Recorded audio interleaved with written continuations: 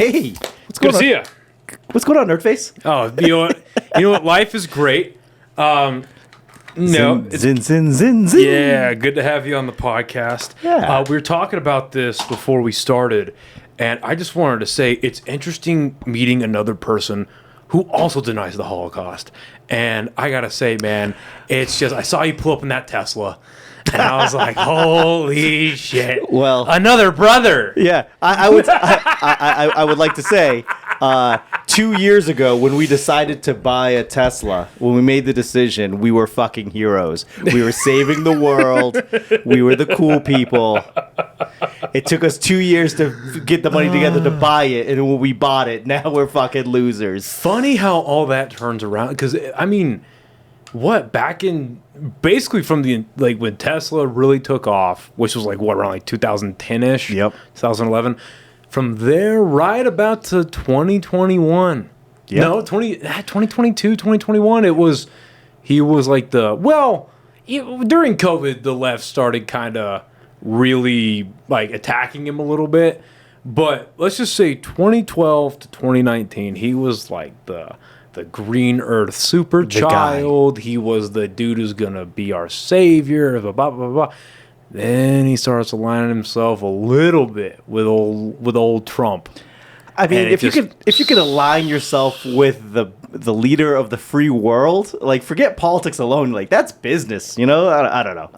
For me, I don't even get into politics because I agree. I've been yelled at by people driving Volkswagens. That's the fun one, right? Yeah, you know, Mercedes, BMW, and you're just like, oh, we forgot. Got it. So Yeah. I'm accused of driving a car by accused Nazi versus driving a car actually made by actual Nazis. Right. No, it's fun watching. It doesn't happen too much anymore, but I remember like I'd see videos of like all the protests in like super left-leaning cities, and you'll see like the random people in the crowd that might be wearing a NASA's t-shirt. Yeah. And it's like, Yeah. I get that you got that at the Walmart $5 section, but Google's a crazy tool these days. And the fact is, like, we have it in our hands, right? You can Google any fact, and if it's known to man, it's there. Right. But we don't want to do that. Yeah. We just want to I don't like politics because it's such a shifting thing. Where the left and the right, they just start to change their mind, and all of a sudden, if you haven't moved from your stance, you're on one side one day, and then a week later, you're on the other side. So I avoid it altogether. That's probably the smart way to go about it, man. Like I was having this conversation with a buddy of mine, like maybe a week ago, because I don't know why I like politics so much, but I do. Mm-hmm. And that's the military background. And dude, it was even before the military. Well, and what's funny because getting into politics is what pulled me out of the military. Interesting. Oh yeah, because I grew up super right-wing household, because I find myself now like maybe libertarian, but mostly just politically homeless. You know what I mean? Like I don't find myself aligning with either one of them. But growing up, very right-wing household, grandparents to watch the O'Reilly Factor, the No Spin Zone was on every, you know what I mean? And I grew up like, because how old are you? I'm 45. 45. Damn, dude. Yeah. Damn. I don't know about that. Black don't crack, but Asian don't change, dog. Don't have kids. Yeah. That's fucking good for you. This is the face of never having to wake up to make sure another living human being is okay. But yeah, so like for people, I think between the ages of 25, 26, and like 35 that really grew up with like Call of Duty, the big boom of the Xbox, the PlayStation, like that Call of Duty generation. Growing up in that, we were all told they hate us for our freedom. You know, we're over there to liberate and spread democracy and all that kind of stuff. And of course, you know, if you're spending all your time playing Call of Duty, you're not reading, and you still think 9/11's a conspiracy theory behind it, and blah blah blah blah. But I just grew up very right wing and believing all that, and then like with a lot of people during COVID when I got locked down and I started reading a bit and looking into things and. Into mushrooms. I was like, hey, wait a minute, man. War is kind of gay. And none of it makes sense. The gayest of it all. Yeah, like war's dumb. Like, Yeah. and then I was like, oh, what the fuck is happening? I was like, oh, that's why they hated the hippies in the '60s. Oh, it wasn't because they didn't shower. It's because they were going against the. Okay, Yep. That's why Kennedy got killed. Oh, That's why the world's flat. Yeah. Right, okay. Yeah. That's why we have the what is ice wall? the hollow Earth theory. I want. Improvised Intelligence is sponsored by the amazing people over at Chop Chili. If you've been a long time listener to the podcast, you know that this is my favorite brand of chili here in New Mexico. Pretty much put it on every meal that I can. They've got red chili, green chili. My personal favorite is this blend of the red and the green. I think this stuff is phenomenal. They also have frozen bags of green chili that you can order directly from their website at chopchilico.com. You can also find them in stores around the state of New Mexico at Sprouts, Albertsons, Farmers Country Market, John Brooks, Keller's Farm Store, Lowe's Market. And you can also find them in Albuquerque, Santa Fe, Hobbs, Gallup, Tucumcari. And for all my friends in Texas, they are in El Paso. Again, chopchilico.com. Go get yourself some amazing chili. Now back to the podcast. I want that to be so true. I want that to be true. I want that to be a thing. Not flat Earth. Like flat Earth, I could give a fuck, right? Like it doesn't matter. You still got to go to work tomorrow. But like hollow Earth, I want that to be a thing. Dude, okay, so before I say this, I just want to say that I love my aunt. She's like my mother. She's the shit. I love her to death. However, I was visiting her and some of my other family in California for Christmas. I like how you preface this. And yes, because I love her. She's a very smart lady and she's awesome. But just like, so she introduced me to this guy that she's seeing right now, and he's a great dude, great guy to hang out with, fun time. But we're out in the patio, like not patio, it's like a balcony area, I guess, in the back of a it's like townhouse condo she's in. And me and him, we're just hanging out, talking, whatever, and we started smoking a little bit of weed. And he goes, like maybe 20 minutes into it, he goes, "Hey man, I need to show you something." I'm like, geez. oh fuck. Okay. He pulls out TikTok. Oh, Jesus. And he goes, "You into conspiracy theories?" I'm like, "Sure, Yes. man." Yes. And I'm like, "Yeah, I guess." And he goes, "You ever heard of the ice wall?" And I'm like, "Oh no." From Game of Thrones. Yeah, I'm like, what the fuck? Because I hadn't heard about this. Because have you heard about the ice wall theory? Yeah. It's like, oh no, there's no way he's about to. And he pulls out this, because TikTok lets you upload up to like 15 minutes or some shit. He pulls up this like 9-10 minute video on TikTok, and it's this AI lady explaining the ice wall theory. And I get like maybe 45 seconds into it, and I'm like, this is the most retarded shit I've ever heard in my life. Like, this is some of the. He's like, "Man, this shit's real, man. You got to see this, man." I'm like, and I like look at it, and I like took the little cursor to see how much time was left, and what felt like 10 minutes was only 2. Yeah. And I was like, oh, no, there's no way somebody. Because basically, what I remember from this video was basically saying that there are prehistoric creatures. Well, first of all, it starts. The Earth isn't flat, but it might as well be in this theory. And surrounding the Earth is this ice wall. The world that we know, like the map. Yeah. Like, so put the map on the table, and then pretend there's an ice wall around it. That's and they want us to stay in the known world and not go over the ice wall, right? Because that's where all the cool shit is. Like, that's where dinosaurs are. And if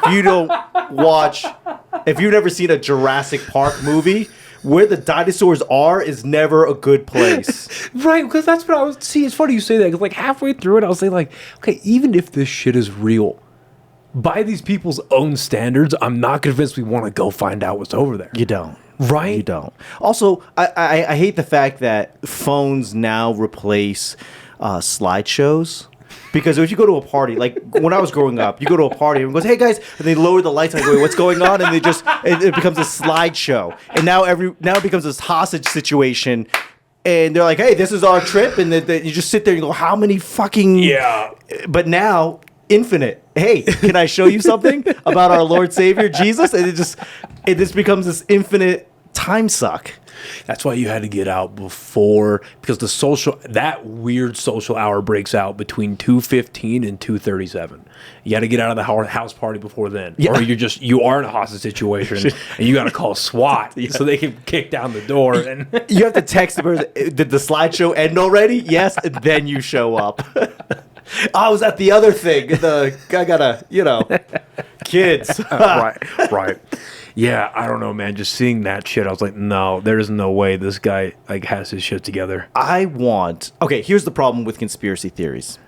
In order to talk to other people about conspiracy theories, other people have to bring in 9 other conspiracy theories that connect, and they all connect. And they all go back to the Jews.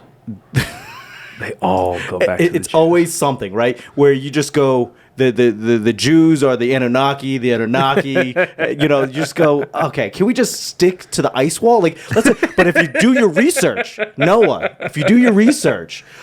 you go, I'm asking you, I'm doing my research, I'm asking you, and then next thing you know, that they own the banks, the Anunnaki own the banks, and you're like, right. See, because the ones that I spend my time looking into are the ones that are like within the last 100 years. Okay, with like what? Like 9/11, JFK, the USS Liberty. Well, the Liberty ones, we know, are the conspiracy theory. That's a known fact what happened with that. Gulf of Tonkin, those kind of things, where it's like, okay, fucked up things that happened in history that they just don't teach you because of how evil it is. Tonkin, that's Vietnam. Yeah, and they fucked up the false flag into Vietnam. Basically, what had happened was Vietnam was an entire false flag. Oh, for sure.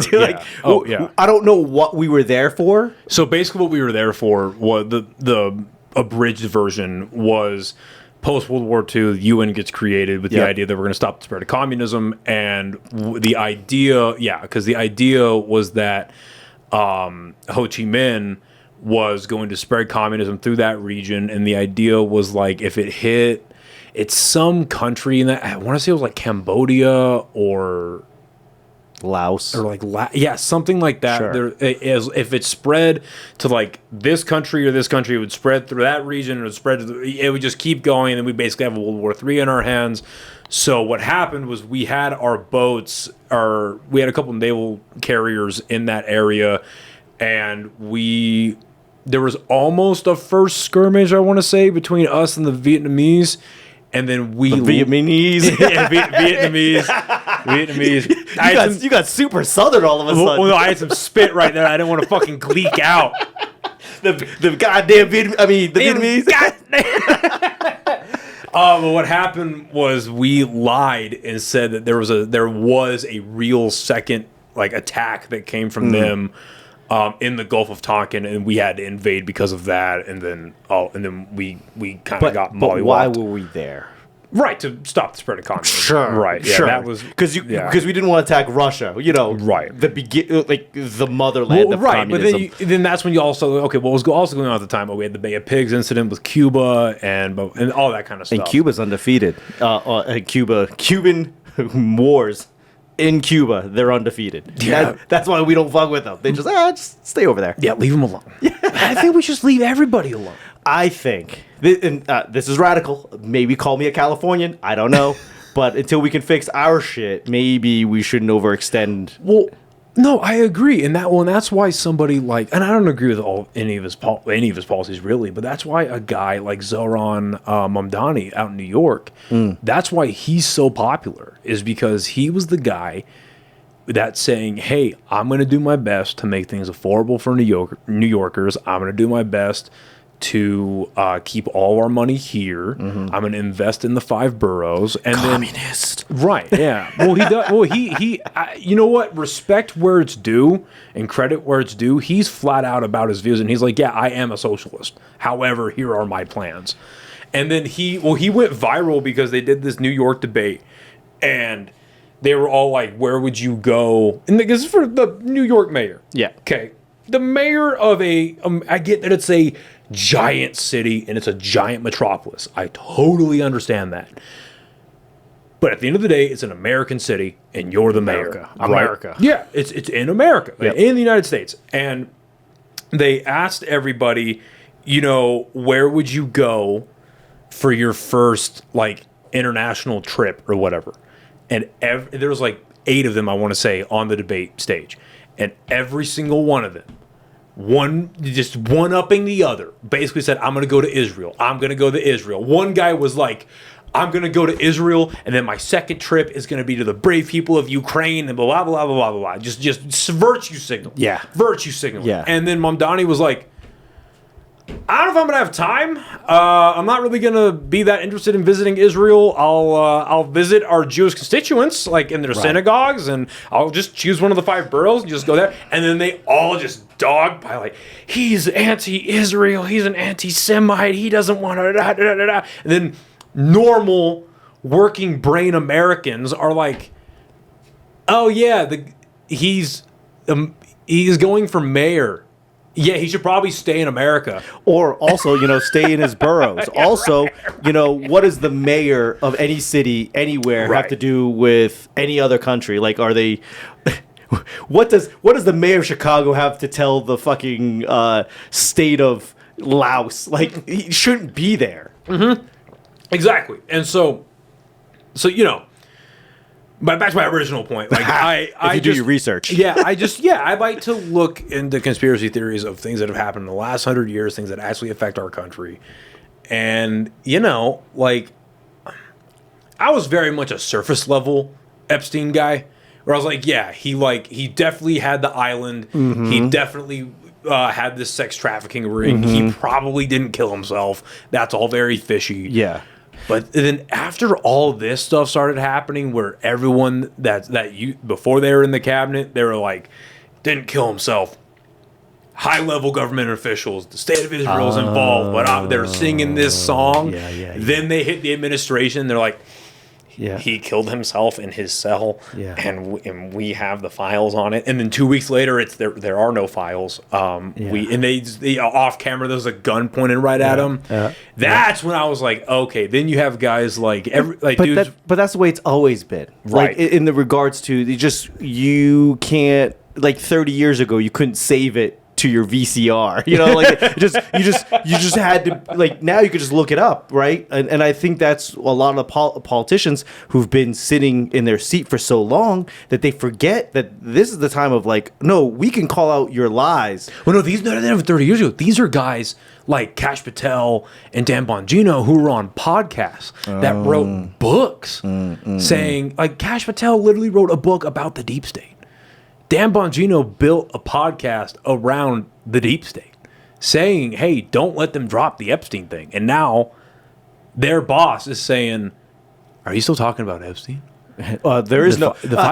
Don't drop it because there's nothing to drop. Right. Then it was there are no files. Then it was, well, there are files, but it was created by Barack Obama and Hillary Clinton. And then it was like, well, the files are. It just turns. And then again, I forget what law of physics it is, but it's the every force has an equal or whatever outcome. Yep.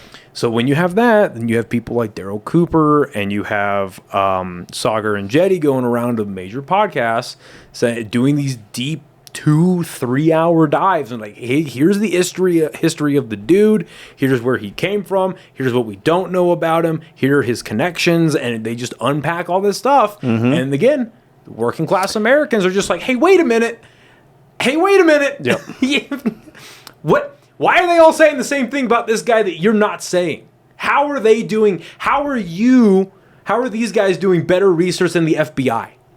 What's going on? So that's where I spin my brain at like 3 a.m. when I can't go to sleep. Okay. So I have issues with some things just don't matter to me. Yeah. We go with Epstein. Yeah, we all know, but we've known this forever, right? Yeah. Like the reason why it doesn't exist, the list doesn't exist, is because, I don't know, government, right? There's a lot of government figures on there. A lot of people, head of states, head of all of that.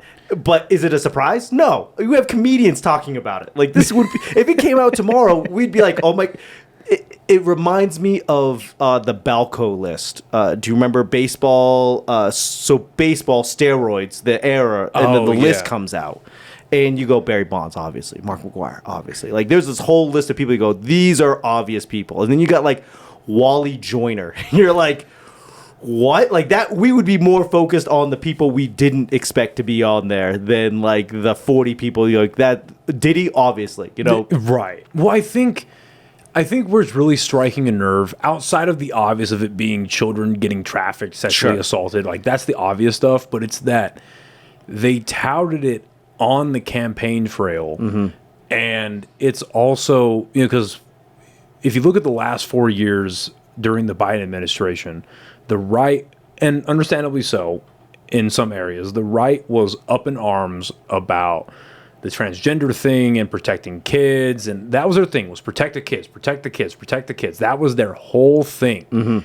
Which I'm all for. Right. Which is, I'm not saying it's a negative. Like, good. Yeah, that's a... Well, I don't know how you're going to edit it. I just gotta, like, I don't don't hurt children. No, I don't edit shit. No. Yeah, no, I don't edit shit. For better or worse, I don't edit shit. But so then, when it comes time for them to be in power, and their head guy is actively covering up a global sex trafficking apparatus, and you see these high-level right-wing like influencers, whatever you want to call them, like the Charlie Kirks, the Ben Shapiros of the world, the Tim Pools of the world, and you see them saying, I'm not going to talk about the Epstein thing anymore. I'm just going to let them do their thing. I was like, no. Wait a minute. Yeah, no, I totally understand how fun it was to be a grifter or be considered a grifter and to be the guy that's like, no, we're fuck the system, fuck the people in power. They're not protected. No, it's fun doing it back then when you think you still have a fighting chance. But when you're actually empowered to do something about it and they don't want to do it anymore, no, that's when you have to keep that energy.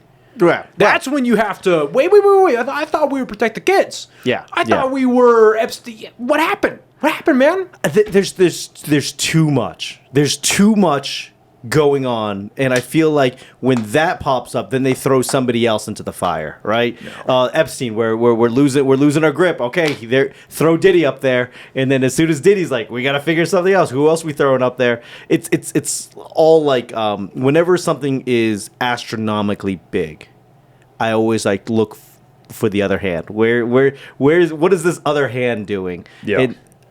Shit. I don't know. We're bombing Gaza or wherever, whatever the thing is. That's the crazy one, dude. Like, I never like, again, like the issue too with a lot of these things is they're so astronomical, and because of social media, they're so in your face. You have regular people looking into it now, but and it's like you can't like so you still got to work 40 hours a week.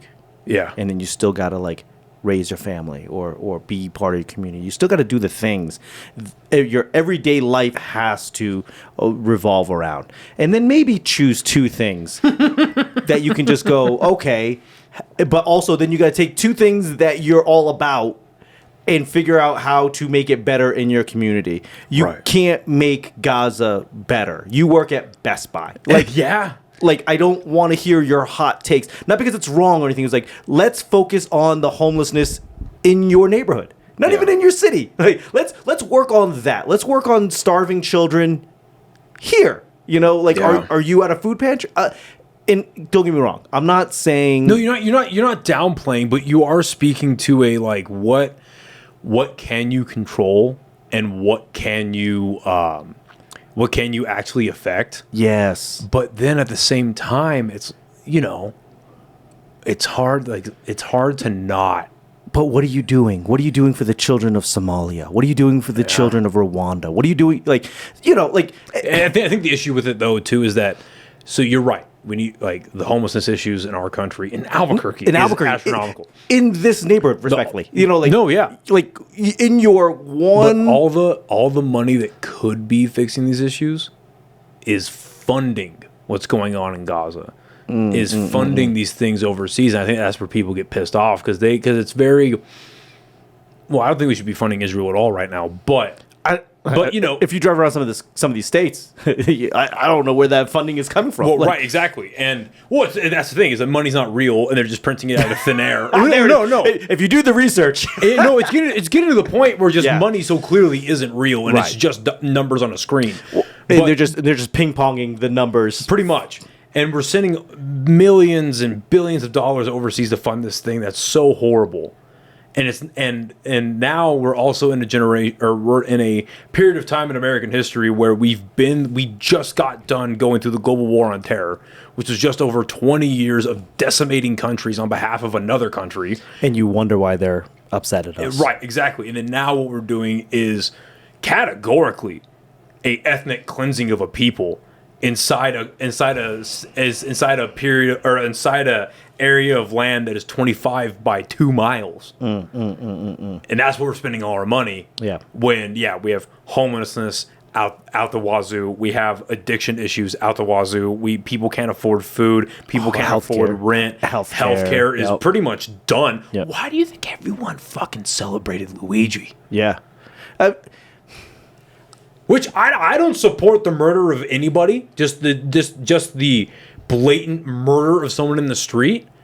But you can see the breadcrumbs that led to people being like, you know what? I can't be that sorry about it. The fact that they didn't see it coming. Right. Like, I don't even know what Lex Luthor does, but Lex Luthor had security, right? Like there is security. If you're doing something, you know what you're doing, right? If you're CEO of a healthcare and you're just rubber stamping denials, like, you should have security with you. The fact that it was a surprise is really disappointing. Yeah. Well, that's what I was saying to a few of my friends too when it all went down. I was like, look, like I'm not cool with people just getting domed in the street, but on the other hand, by a vigilante. Yeah, if you're in the game where your business is thriving off the suffering of others, Yep. shit might go down. I'm surprised. Unfortunately. Yeah, the fact that you thought you were so like that, I guess that shows how untouchable he thought he was. Where he was just rubber stamping denials in the industry of suffering. Yeah. And just goes to a public gym at 6 a.m. every day. You know, like, how did you not see that coming? Because you're a psycho. You have to be like, oh, nah, I'm doing the Lord's work. You're fucking crazy. Well, that's the veil of a civilized society, right? That's where it's like, oh, we live in a place that even though yes, we have incidents like the riots that were happening during COVID. Sure. Whether it was because of the lockdowns or because of the George Floyd incident, or we have mass shootings that happen in our country, but we still generally live in a very civilized society. Everyone's nice to each other. There's an underlying threat of violence at pretty much any interaction, but because we have a civilized society and we don't want it to end, and we all enjoy air conditioning and indoor plumbing and Netflix and all that, nothing's gonna happen. But then It does happen because then, like, after that happens, what all the other major all the other CEOs of major pharmaceuticals took their pictures off their LinkedIn. Yep. They beefed up security and all of that. It's like, okay, well, again, not condoning it, but if you're gonna play the game, apparently this is in bounds now. Sorry, like the thing that I found interesting about this specifically is that people who break the rules think that everyone else will follow the rules. So, like, you have the CEO's like, oh, they know they're denying shit when they should be covered, right? They know that they're breaking these fiduciary agreements that they have with people. And they go, well, I'm going to break the rules, and nobody's going to do anything about it because nobody else can break the rules. And that's got to be the sign of a psychopath, where you're like, I can do what I want because I know nobody else is going to do anything about it. Well, it's also, I think you hit the nail on the head too, where it's like they expect it to happen, where it's like you're paying all this money. Like, everyone knows to some level, everyone knows that the current system of insurance, whether it's medical insurance, auto insurance, all of it. You all kind of, to some level, everyone understands that it's a bit of a joke and that it's a racket. Yeah, you have to pay the money, and then when you need to collect, you're at the whim of some guy. Right, where it's like they will do everything. And I get it. Like, you're running a business, so you can't be cutting corners. But when it comes time for them to do their part of the agreement, where it's like, yeah, we've been putting in our money every month, now it's your time to cover things, they are going to do everything they can to either deny or cut corners or say, like, hey, we can't we'll cover 50% of this, we won't cover this, or blah, blah, blah. Or the best treatment is not the treatment we're going to pay for. We're going to pay for the Right. barely right procedure. The Right. procedure that the doctor is saying is not going to fix the thing. That's what we're going to pay for. Right.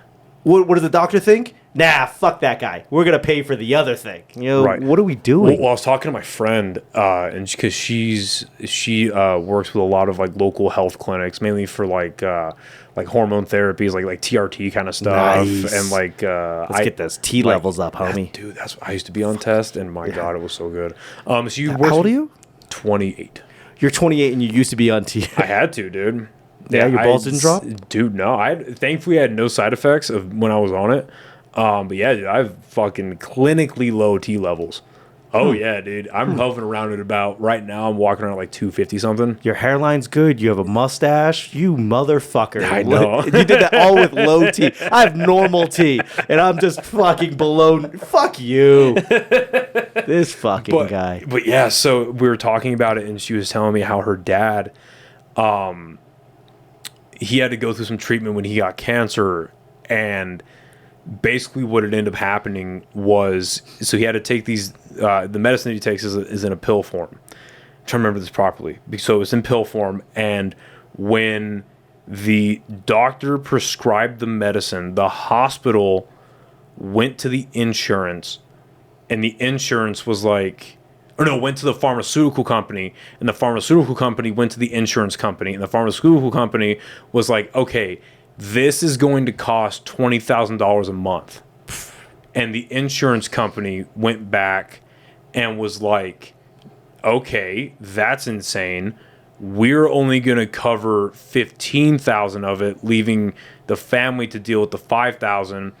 But then basically the moral of the story was that somebody that was setting a price gouged it way too much, and then when they only got told by the insurance, hey, we're only going to cover this much, they ended up coming down a ton to where the family not only pays like $200 a month, something like that for the medicine. Yep. But the idea is just crank the price up as much as they can to increase the margin, and then so when they get quote unquote lowballed for it, they still make some kind of profit. You see what I'm trying to say? Yeah, I'm almost. It's just a fucking racket. I'm It's what it almost is. positive. Keep going. I'm just going to check the cameras real quick. I'm almost positive that you've got some guy just throwing in medical codes and then like relevant, not relevant, all of the codes, just throwing all the codes, copy and paste, and they're just waiting for the insurance company to go, wait a second. And they go, oh, yeah, not that one. Sorry, my bad. But you'll cover all the rest of them. The insurance goes, yeah.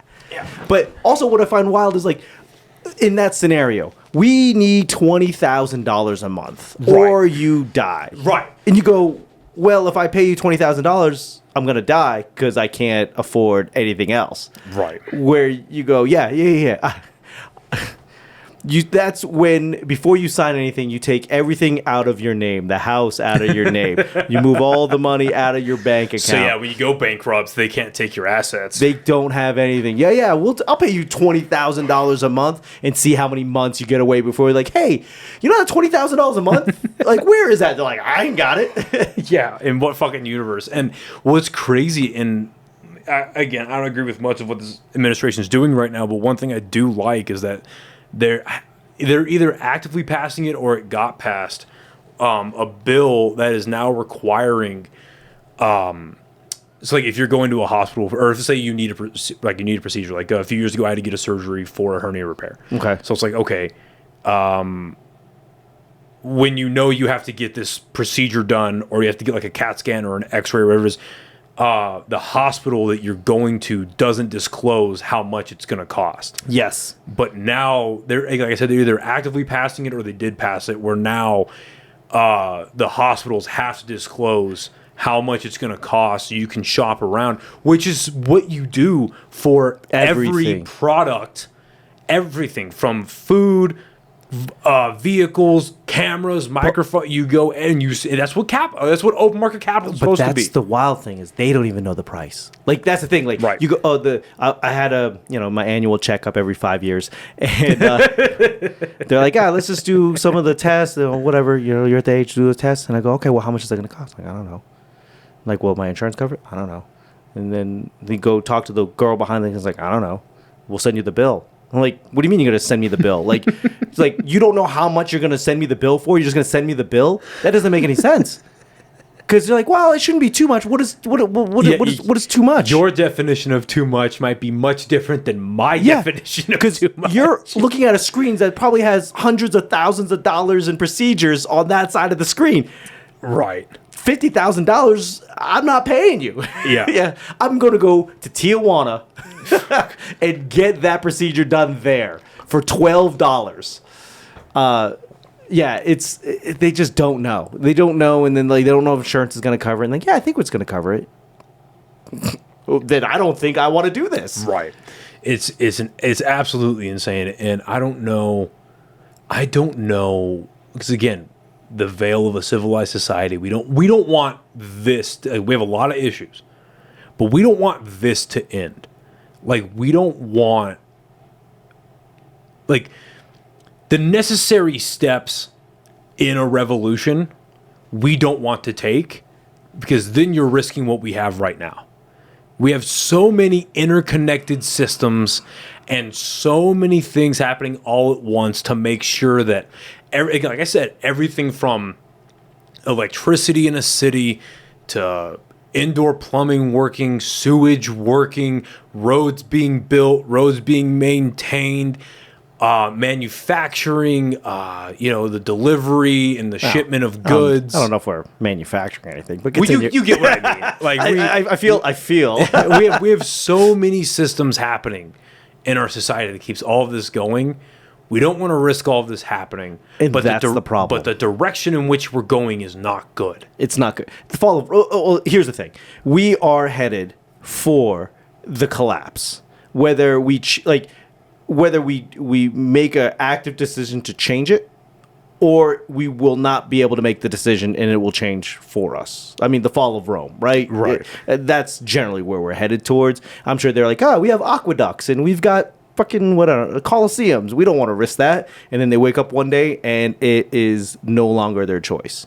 I watch a lot of homesteading videos, and I realize that you guys are gonna have to take me in the blast. Like, I am not LARPing Little House on the Prairie. I can't. I gotta take fucking goats. I gotta take care of goats. I gotta figure out how to milk goats and make cheese. Do you know how to make vodka? I don't. That's real shit. But if you don't know how to make vodka, guess what? Your life. No more vodka. Well, it's one of Rogan's older specials, but he has a joke where it's something to the effect of like, if I gave you a knife and sent you out into the woods, how long would it take you to send an email? That's fucking hilarious. It's not happening. Yeah. It's just not happening. You have to play this game in your head. Be like, okay, if I were to wake up tomorrow and I'm in, and you name a time period not yours, yeah, like how well would you survive? And like how far back could you go? Like, okay, the 80s, I'd be fine. 70s, 60s, 1800. Like I don't know where it is, but at some point I'm like, oh yeah, toilet paper. Where was toilet paper not a thing? That's where I'm fucked. Yeah, the luxury. Yeah, that I value the highest is indoor plumbing. That's the one. I can go without showers. Mm-hmm. I can go without. I mean, the dopamine dump of no electricity, no Wi-Fi, none of that. The doom scrolling. That'll take me a couple weeks probably. I can get through that. That's fine. I'm trying my best to get off of nicotine. Mm-hmm. Literally a part of it was laziness because I didn't buy a fucking can one week, and the other part was like, man, if the shit goes down, having an addiction is not good. Well, you don't want to deal with that. The beauty of that is that you don't have a choice. Right. But I want to get, if the collapse happens and I'm still alive, I don't want to have addictions. You know what I mean? Yeah, but I'm pretty sure your caffeine addiction, your nicotine addiction will get sorted out day 6. Day 6, where you're like, okay, all the Walmarts ransacked, all the liquor stores ransacked. Well, I guess I'm just gonna chew on this fucking tumbleweed until I get whatever it is that I want. But yeah, it's like the indoor plumbing. That's the one where it's like, okay, that really, I think that's one of the things that majorly separates society from succeeding or not, based on the disease factor alone. Yeah, based on that alone. Everyone's like, oh yeah, you could just use your feces, your poop, and use it as fertilizer. And you go, apparently, I looked it up. There's like 9 other steps that you have to do. Like there's like composting. You got to get it to a certain temperature. If not, then you're just gonna kill yourself. I was gonna say like that. See, that there's no way it's that easy. It's not. Just because I haven't looked into it. I'm not gonna pretend like I know what you're talking about or know the steps. But my monkey brain goes no. Like I'm not gonna shit in the ground and then put like a pumpkin seed in it and eat that pumpkin. Yep. I'm not gonna eat a shit pumpkin, dude. Like, that's not happening. Until you're like, hey, there's nicotine in that pumpkin. You're like, you know what? I could figure this out. Oh, that would be the biggest plot twist if nicotine came from shit. That would suck. Well, I mean, shrooms come from shit. Yeah, but that makes you see God and the elves, dude. Yeah, well, you're gonna see God without nicotine for the first couple days.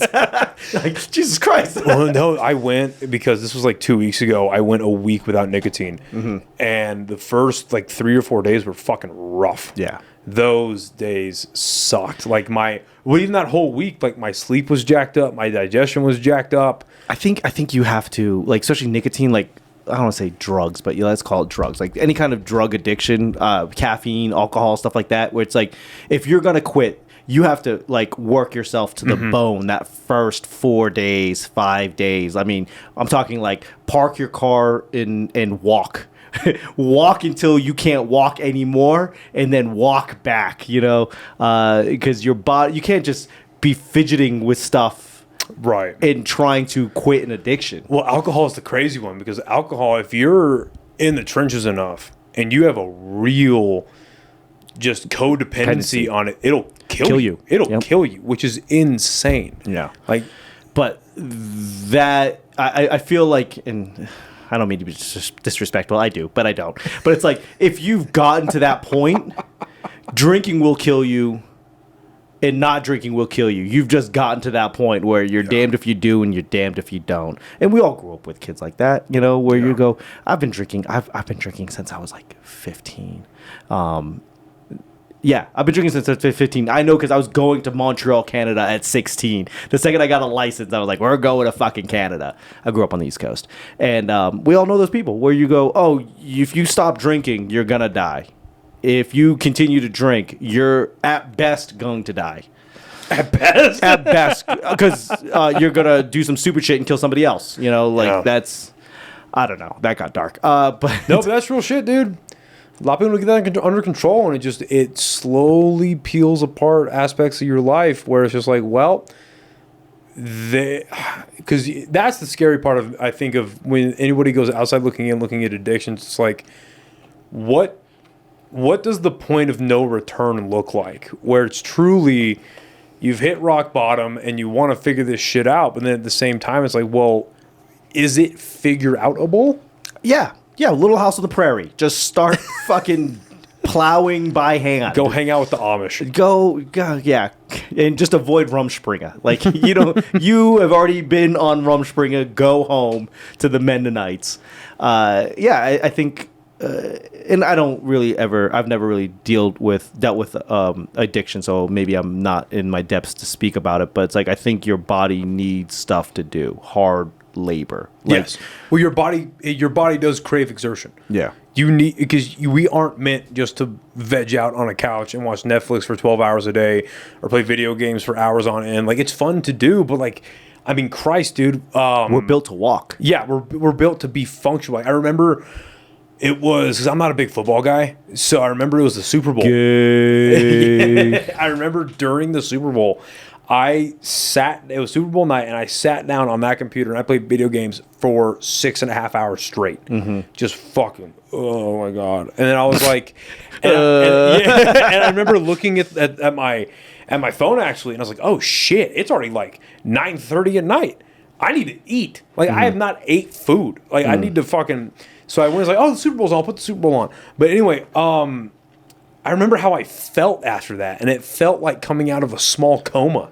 Yeah. And I was like, oh, my God. Like, this is not good for the body. Like, I need to... Or the mind. Yeah, no. It'll just completely rot your fucking brain. And that's why because I've been really lazy about going to the gym over the last month and a half. Yeah, thanks, bud. Yeah. Yeah, you're looking so great yourself. You played a mashed potatoes. I'm fucking 45. Go fuck yourself. I'm not. The fucking Dodgers are not calling me. What am I getting fit for? What am I gonna do? Put up 250 for what? The Patriots aren't calling. The fuck you. But you know, once because I feel it as I start being less active, it's like I start feeling more sluggish. I start feeling a little bit more down. I feel less energized, and then You're 28. Yeah, Shut dude. the fuck up. Yeah, bro. dude, it's real. You're in your prime. I fuck. That's what I think about too. It's like I need to be taking advantage of this. Like- I'm in my prime. It doesn't get better than this. Like the best that you get is that it stays this way for a little bit longer, but this is as good as it gets. Nobody in their 40s and 50s are like, I wish I could go back to 35. No. Everyone's like, give me back to 25. Nobody in their 60s, 70s, 80s like, if I could be 50 again. No, fuck that. They're like 25. I got knees and a back to fucking let's fuck. And my knees are fucked, dude. Be all you can be, bro. Yeah, that's what did it. Yeah, that's what did it. Well, and so you're 45. How long have you been doing stand-up for? Too long. It must be 15 years now. What? So what got you into stand-up at 30? I am a failed actor. Okay. So I grew up in Boston, and in Boston there was a lot, especially in the late 90s, early 2000s. There was a lot of work. Not movies and TV shows, but there was a lot of work. There was a lot of like industrials and commercials and stuff like that. What are industrials? Training videos when you go when you join, a corporation, they go, "Hey, sit down and watch this video." Are you in a sexual harassment video? Yeah, I am. Yeah, for Dunkin' Donuts, circa '97, and like how to fold Gap jeans, circa 2001. No shit. So I figure, I am doing the best that I possibly can in Boston. Like, it's not going to get better for me there. So in 2006, I moved to LA, and I was thinking, I'm going to be auditioning, and I'm going to be in the trenches just fighting every day. And I just was not prepared for months of just never getting an audition. So, so you move in 2006 to LA. Are you moving with people? Are you on your own? Are you just finding a roommate out there? Like, I what is had that? a buddy who already lived out there. So Okay. I crashed his couch for a little while and then just sort of try to figure it out. What are you doing for work when you're not figuring out acting? Back then, and I think that's the problem, right? You kind of just work fucks up your dream because you have to work. So, and here's the thing about LA, it's so vast. Unless you're especially back then, unless you were in LA, like in downtown LA or in Santa Monica, you had to drive to auditions.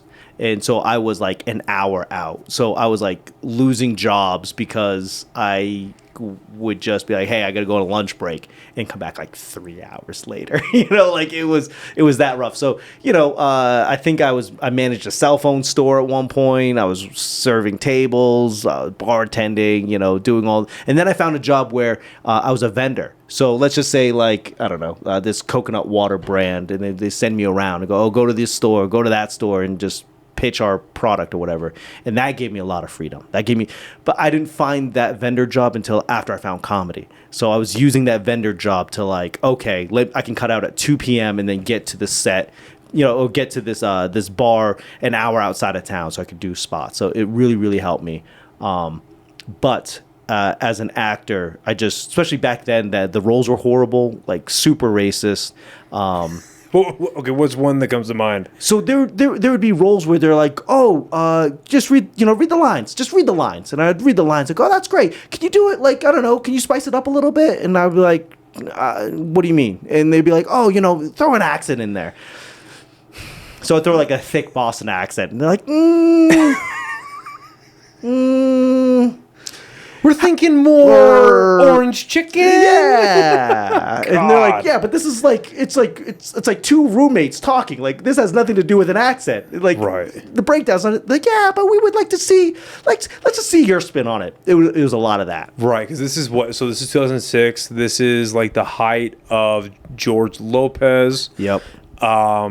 All of these sitcoms I'd say most of the sitcoms at the time are all based around white people. Yes. But then if they are ethnic, like an ethnic or a minority based sitcom, it's like an exaggerated version of the stereotypes, Yep. which is what started with like Chico and the Man back in the day. But at least Chico and the Man had like a more of a moral to it. Yep. But then they all became like a caricature. Yep. Okay. And if you watch so we call this the Chinatown episode. When you watch any procedural, whether it be like SVU or any doctor, lawyer, police type show, there's always a Chinatown scene. So they only bring Asians in for the Chinatown episode, and it's like, and when you look at everyone's accents, not even remotely the same. Everyone's speaking a different language. Like they're like Vietnamese people, and then they're speaking Mandarin because nobody cares. Nobody's paying attention, and it was a lot of those. They're like, hey, yeah, let's throw an accent. I was like, okay, well, who's the main character? What accent do they do? And like, it doesn't matter. Just give us an accent. And you're like, So I was really, really turned off by that.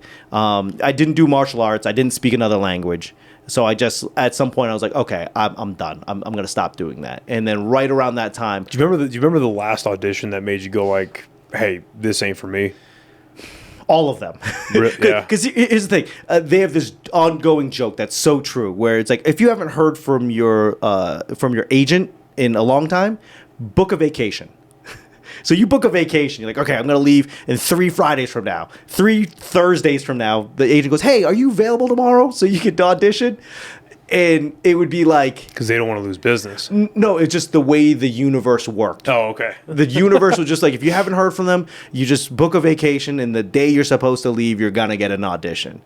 And you would have to drive 2 hours to like Santa Monica on a Friday afternoon, drive around for 30 minutes to find parking, get to the audition, 2 lines, and then you drive back home for 2 hours. And it was just a grind. It's changed now drastically and a little bit better, but generally that was just like the breaking point. Was like, I had to cancel so much. You can't work on that Friday because you have to leave at noon to be there by 3.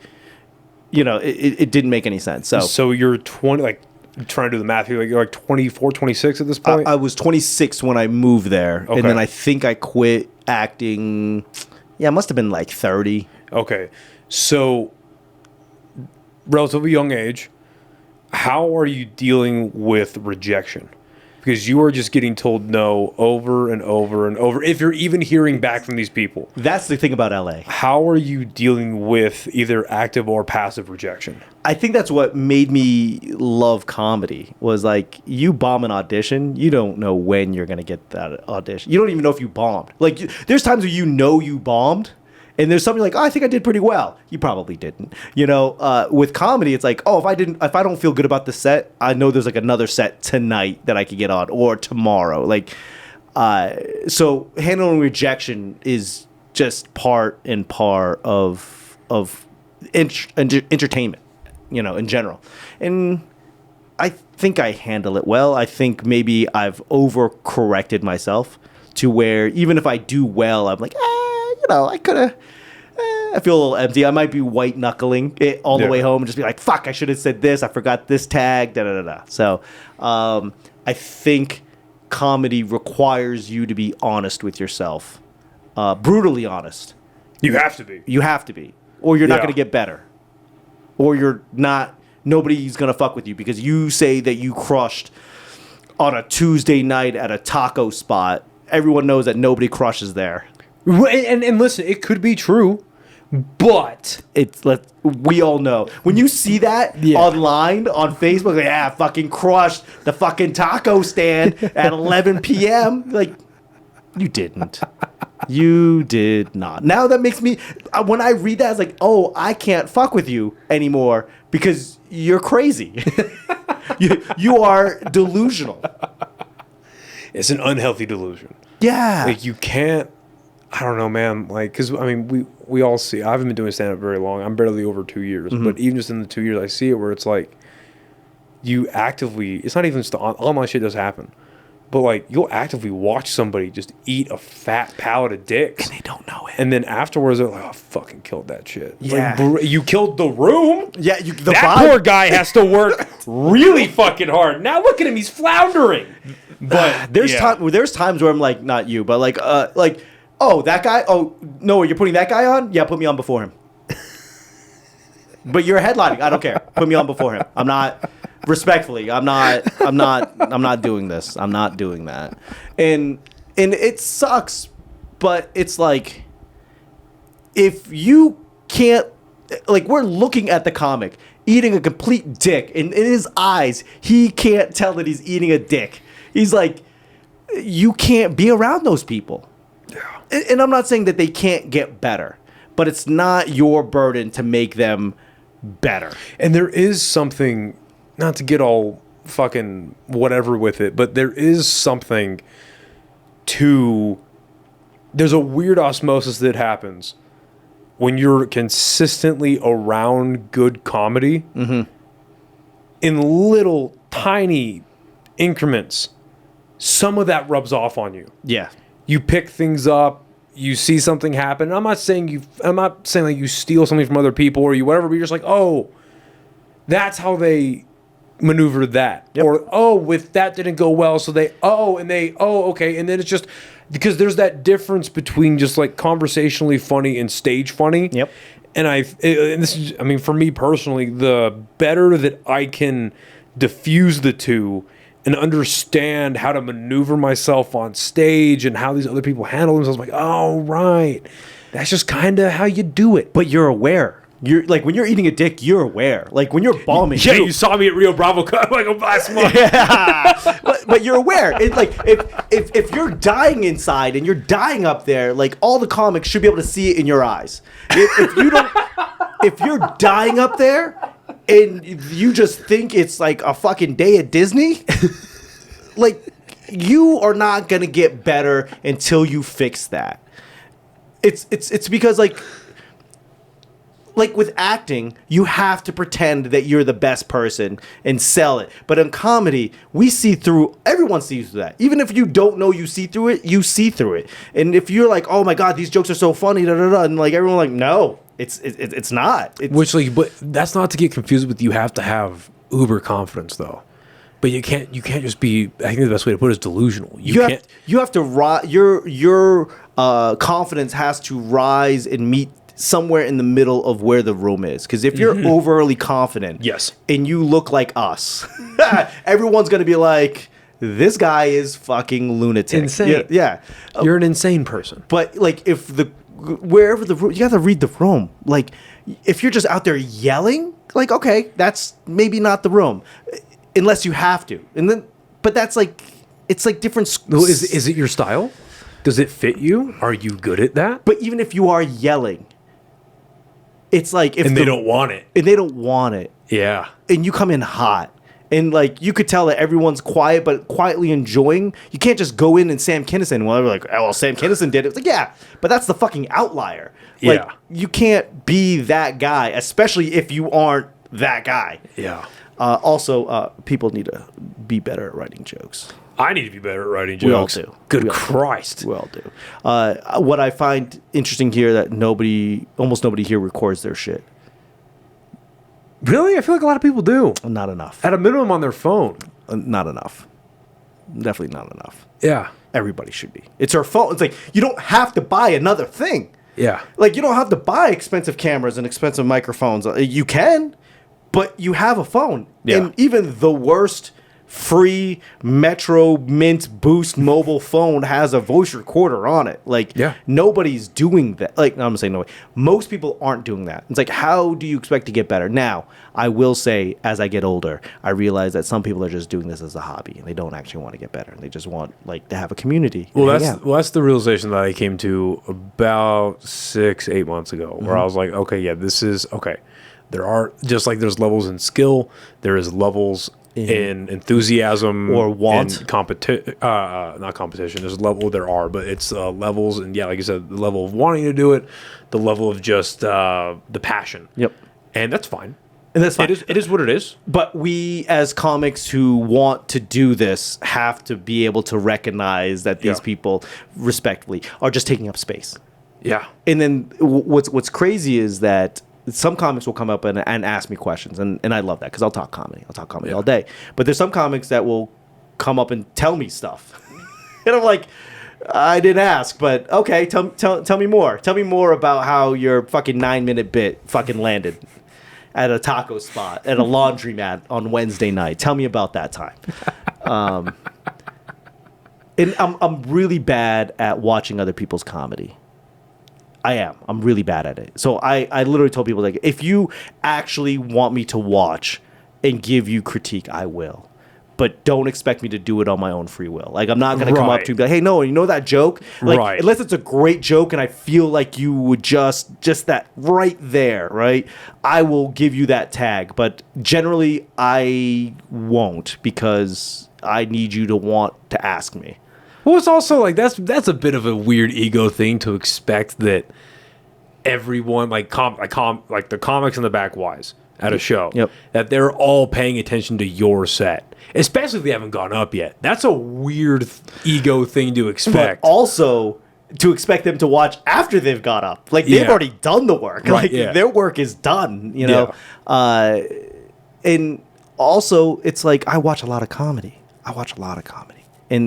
And Dave Chappelle has this great quote where he's like, I went to the clubs on the weekends to watch how people worked. People who worked for a living, how they worked. And then, like, I watched how they got booked. And then I went to open mics to watch people to find out why they didn't get booked.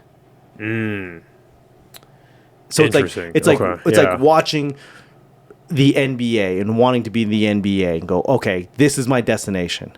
Let me go watch Pickup Ball. Right. You know, it's like that. And to me, it's like, you have to surround yourself with the best comedy possible. Yeah. Like, if you are not, we have 2 comedy clubs out here now.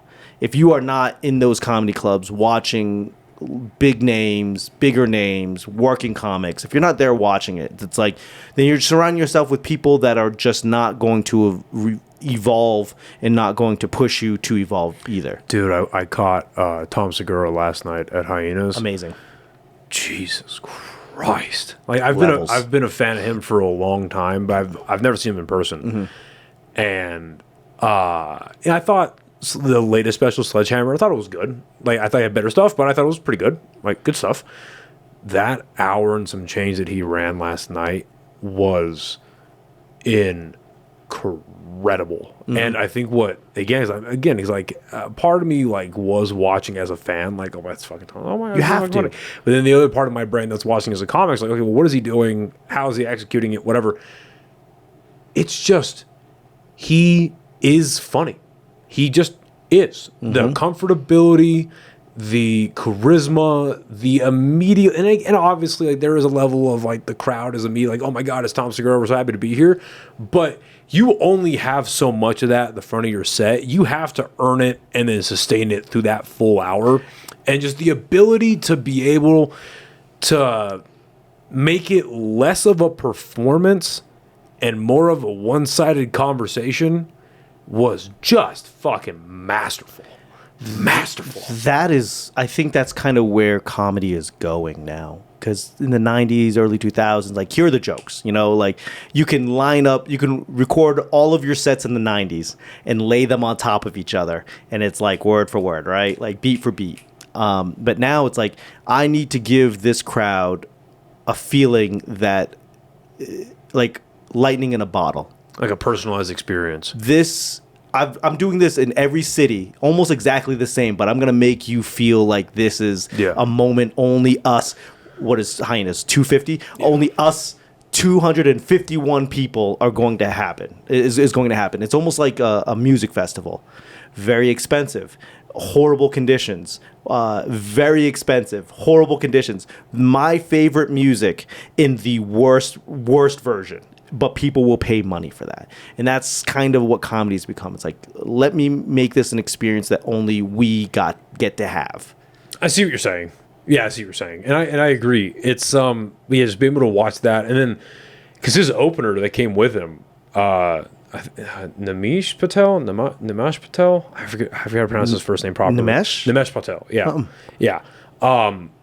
Funny fucking dude. Yeah, because he's It's a different guy. It's not the headliner. Oh, okay. I was Yeah, gonna say. same name. Dude, it was so funny. I was getting his information after the show, and he I was was... like, well, Jesus, he's opening for Tom Segura? No, yeah. And so he was like, yeah, this is my Instagram. And I was typing, he goes, okay, listen, you're going to type that in, and there's like a way more popular comedian than me. It's not him. It's this one. I was like, all right, perfect. Sounds good. Yeah, whatever.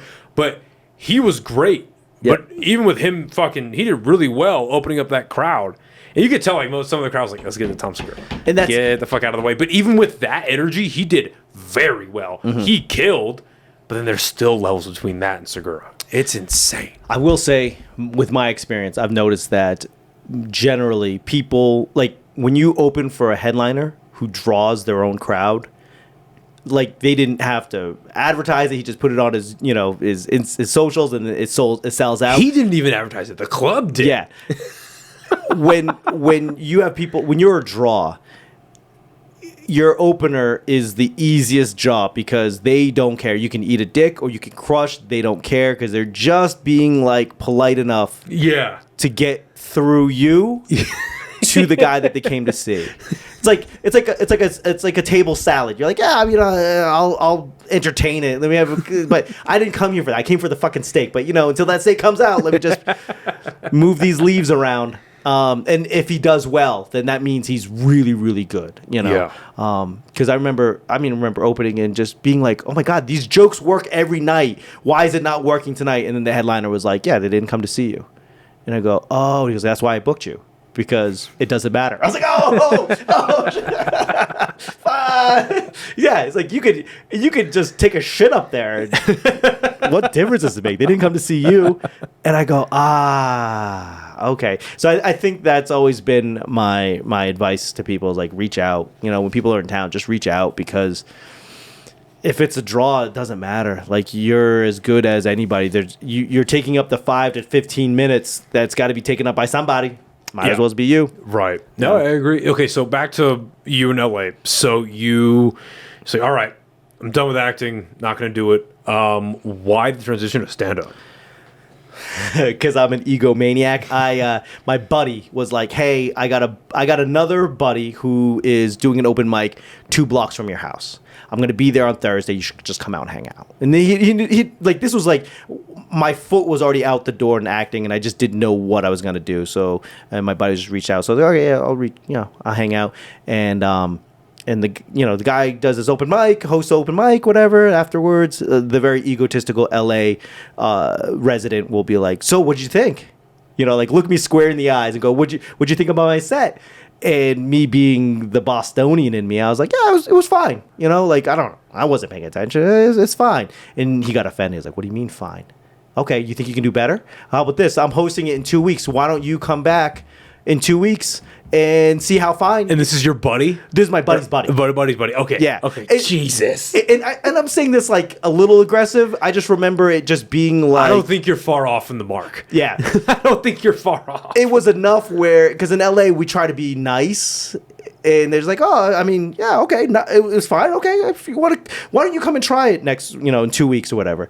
So I went and I did fine, I'm sure, fine.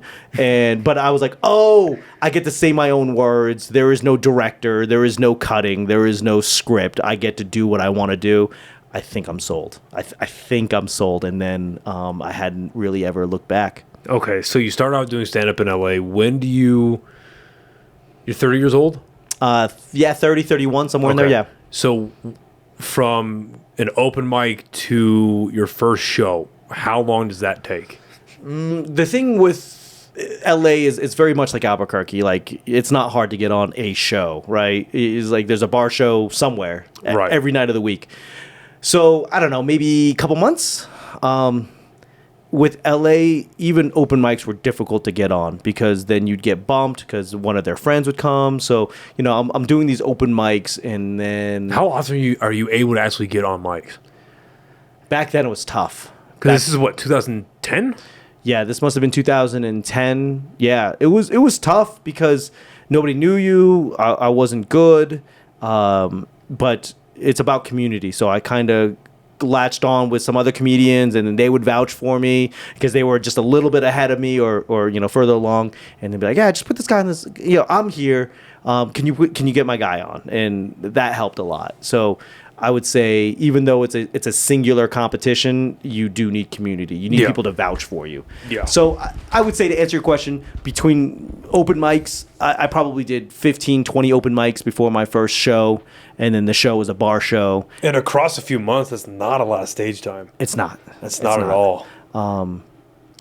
Yeah. So now I take that embarrassment of doing a mic, doing 20 mics before my first show. Now, like, I do in LA, I do like 20 mics a week, 25 mics in a week. Jesus Christ. Just get after it, because in LA, if you have the time and you have the money, you can get up. It's not great, but it's not about the crowd work. It's about, like, write the joke, perform the joke, fix the joke, perform the joke, like, in that order. So literally, I will do, when I'm working on a bit, like I'm working on like a 5 to 10 minute chunk, I will do a 10 a.m., 11 a.m., 12, 1, 2, and then at 3 o'clock I'll eat lunch, and then I'll do like a 10 a.m. open mic. Yeah. For stand-up. Yeah. Holy shit. Yeah. Comedy ain't supposed to be happening in the morning. Holy cow. But it's not about, you're not there to get laughs. Yeah, you're not there to get laughs. You're there just to exercise your material, just keep the wheels greased. And go, oh, I can go this way. But, like, in between, you get about 15 minutes between the end of one and the start of another one. So I'm like, I'm listening to it, and I'm trying to correct it. Like, I'm literally cramming between sets to get a better set. And then once you iron it out, think about getting 6 to 7 sets in and then get to perform it in front of a crowd. Right. That same day, you're already loose. You know the ins and outs of it, and it's great. But you have to do the work.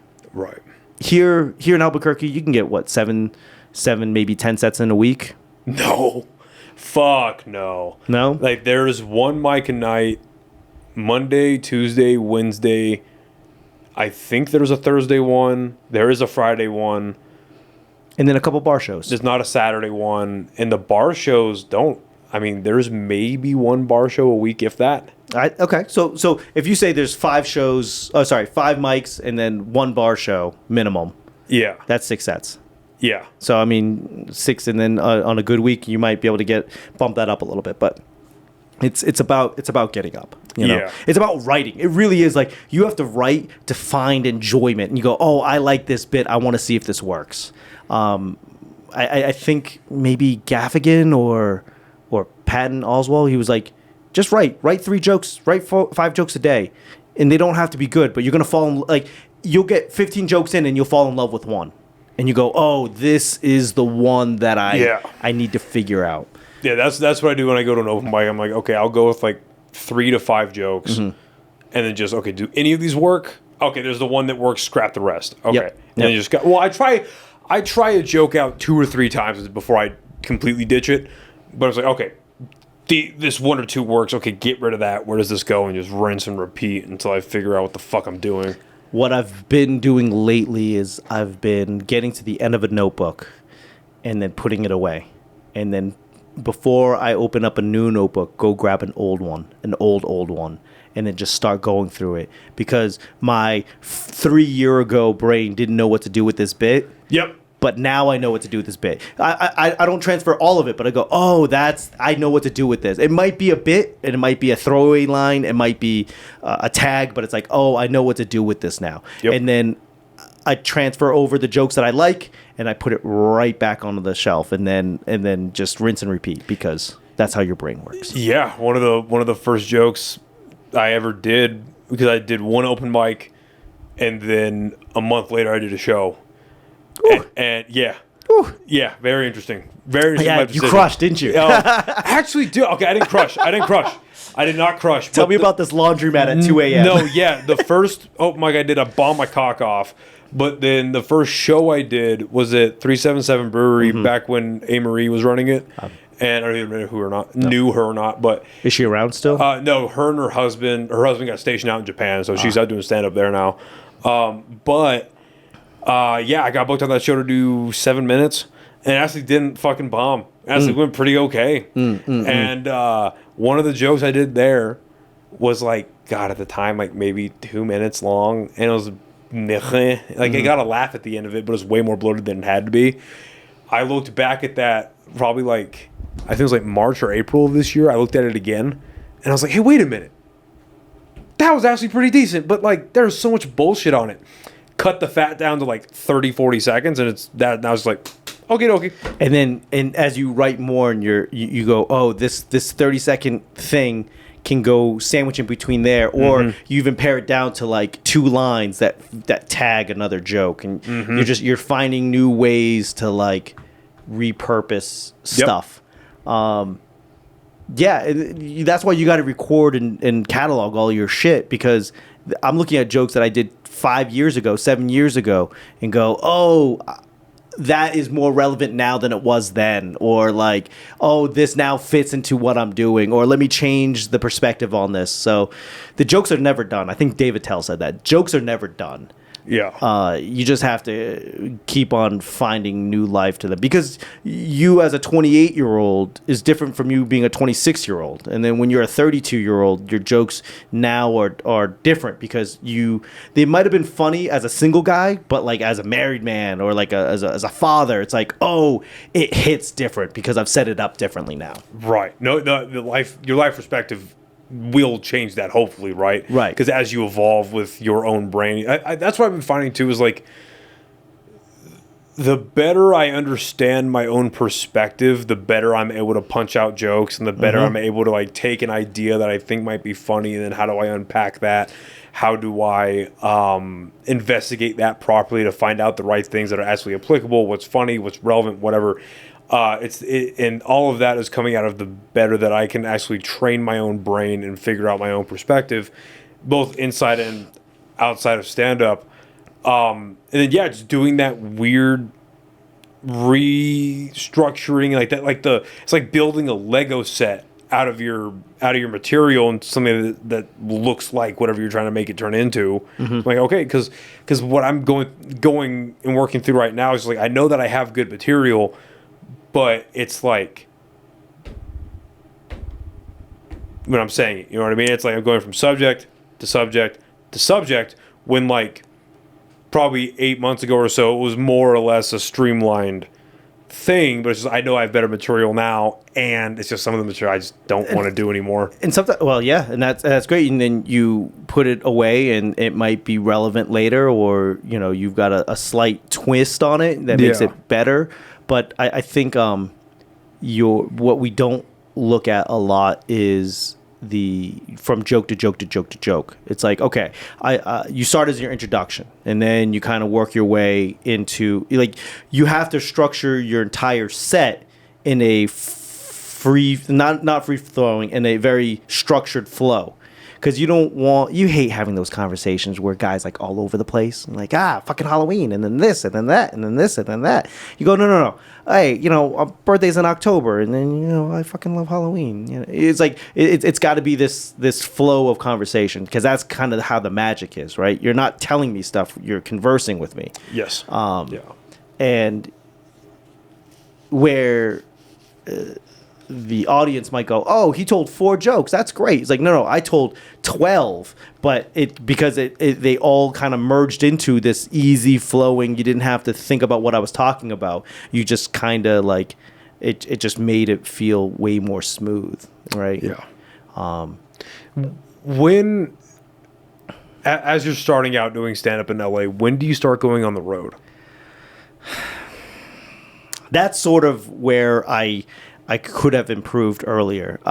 My mentors were OGs, and they would just give me the information that their mentors gave them. And it was just be funny. When you're funny, people will find you. Just be funny, work on funny, people will find you, and that's how you get booked. Because you reaching out to a booker that doesn't know you isn't going to help, right? Because they don't know you. But if I told the booker, hey, if you need a guy, this is the guy, then you'll get booked that way, which was at that time old information.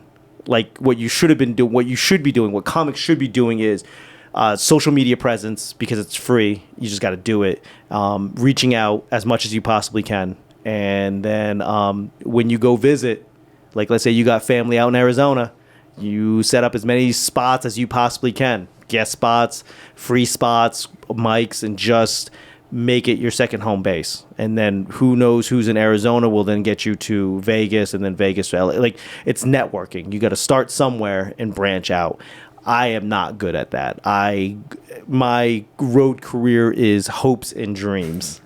So I just did 48 states. Do you know this? No. I just did a road trip where I did comedy in 48 states. No, you mentioned it to me, but you didn't explain it fully. Sure. So, yeah. And so because I know that I was not good at reaching out or was not good at pitching myself, one of the things was I had to do all of those things to make this work. So I had this idea of doing, okay, I'm going to do comedy in 48 states. I'm going to get in my car in LA, and then I'm going to drive to Arizona, get a spot there, New Mexico, Colorado, and just work my way all the way around and then back to LA. That only worked because I had to reach out. I had to reach out and be like, hey, Noah, I see online you have a show. Can I get on it? You know, I'm a LA comic, and you know, you have to build yourself up. I'm an LA comic. I've opened for this person. These are my credentials, blah, blah, blah, blah, blah. Can I get a guest spot? And I had to do that probably a good 35 plus times. And that hurt because, I had to do it for 35 cities. So I probably did it 200 times. I was going to say, that's not a lot of time. Yeah. So I had to do it at least 35 I think I've cities. emailed hyenas 35 times. Yeah. Yeah. So you had to, and people won't answer. And then Noah's go, hey, I'm just seeing this now. Are you in town? That was 3 weeks ago. Right. Who does that 3 weeks ago? If you saw it 3 weeks later, don't even bother. Hey, sorry, I didn't see this. Good luck on your thing, Yeah. So it is, to get on the road is as easy as that, is just reaching out or visiting or going. The problem is that people want to go on the road and make money the first couple times, and that's probably not going to happen. You might make a couple bucks, bar show, here's $50, go fuck yourself. But getting booked is a completely different other thing. How did you fund these 48 states? If you don't mind me asking. I saved money. Good shit. Yeah, you just saved up specifically for I'm going to do this thing. Yeah. And good for you. I did all of the math, and I go, okay, I am going to drive somewhere between 15 to 16,000 miles. How much does that translate to in Tesla power, whatever that is? In Tesla battery cells? Yeah. How much would that be? Food, I kind of factored. How many baby dolphins have to die for me to drive around the fucking country? Not enough. I need more. More dolphins. I don't know why you didn't get booked. That was a great accent. Yeah, I don't even know what accent that is. Just more. I just need more. Yeah, and you just factor it in, right? I think all in all, it cost me about $6,000 because I slept in my car almost. Out of the 57 days, I think I slept in my car. What's the sleep setup? I'm a small guy, thankfully, so just a foldable single mattress, seat down. And that was it. And I just slept in rest stops. I want to say 99% of the time I slept in my car, I slept at a rest stop. I think I slept at a Bass Pro Shop one time. How are you picking the rest stops? Shit. The beauty is once you cross the state line within the first 10 or 15 minutes, there is a rest stop. There's a welcome center. Yeah. So. Oh, okay. Sorry. You said rest stop and my brain translated that as truck stop. But yeah, that makes sense. So truck stops, so same thing, no, because some truck stops can be fucking sketchy, son. Yeah, a lot of them were sketchy. Yeah. A lot of them were sketchy. Yeah, so it was just where am I going next? So I could only really plan out and book out a week in advance at most. Because let's say I'm in this one city and the mic doesn't happen or the show doesn't happen, then I got to stay an extra day. And then that pushes everything back. It pushes all the rest of the 57 days back at least one day. Right. Now I'm fucked. And then there were some places where we don't have open mics between Thursday and Monday. Yeah. So it's you got to figure that out.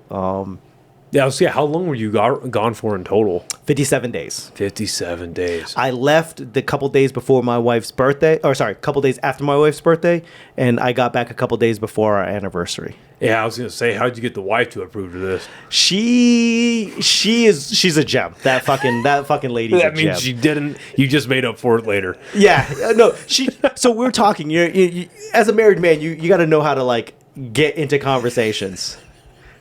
You just have to figure out how to get there, right? And I was like, we were watching something. I was like, yeah, that'd be kind of crazy if I could do, that'd be crazy to do comedy in 48 states.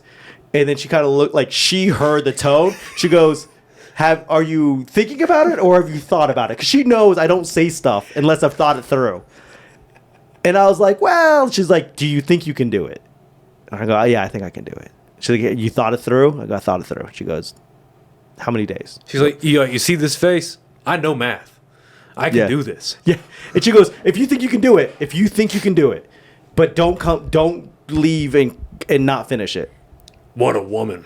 Like, you are not going to leave me for 30 to 60 days and not finish it. Right. Like, you are going to do it or you're not going to do it at all. Your choice. Come back with your shielder on it. Yep. And I was like, I'm done. And it's a good woman. I think my touristy, let's go find the best pizza in this, whatever. That gene left me 2 weeks in. Like after 2 weeks, I was like, I just got to get it done. And there was times where I would get out of a set at 7, 8 o'clock and then drive 2 hours to Connecticut because that was the only mic for the next 4 or 5 days. So I drove 2 hours from New Jersey to Connecticut to get a set just to say that I did it.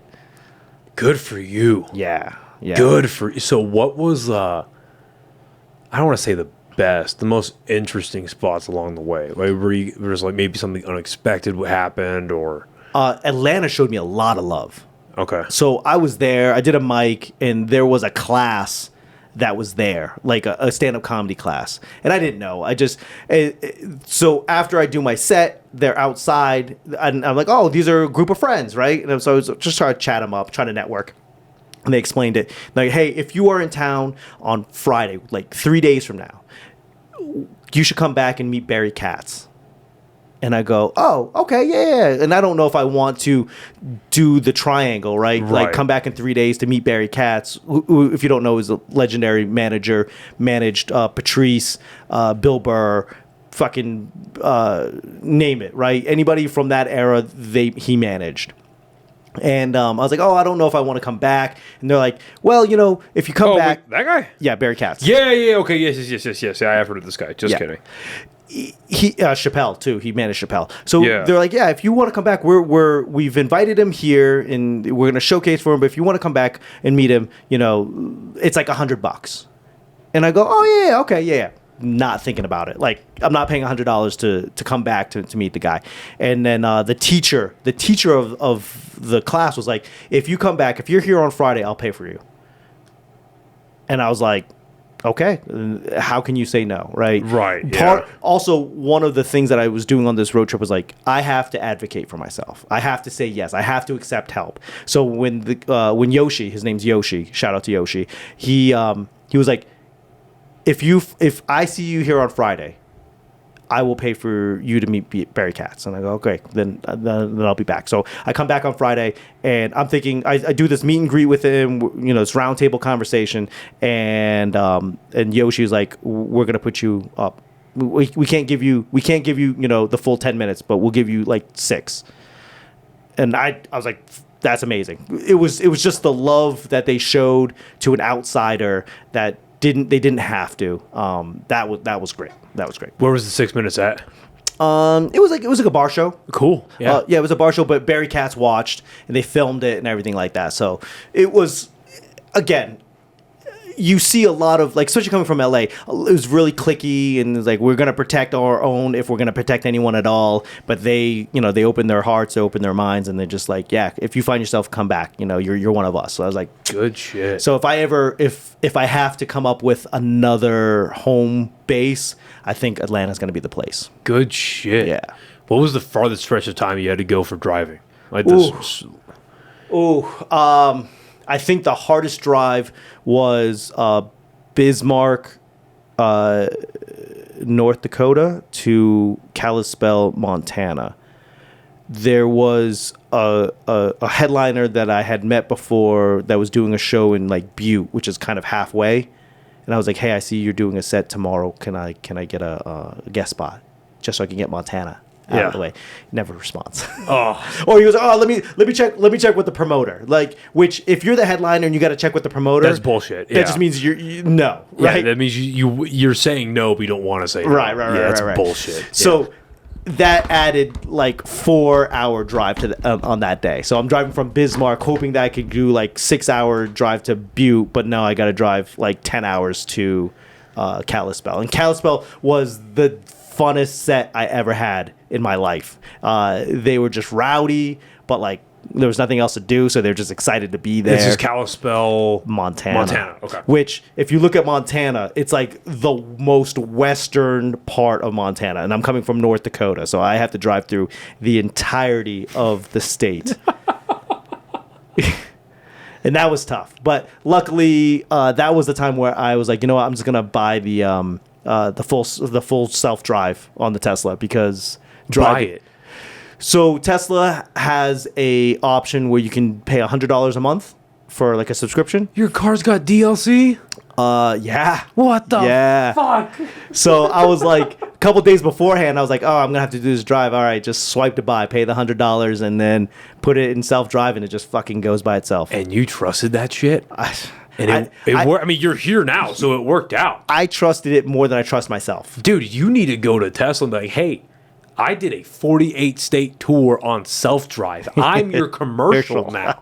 I'll wear the armband. It's cool. Like, I will. I mean, I only wear it to maybe this high. Somewhere right about here. No higher than this.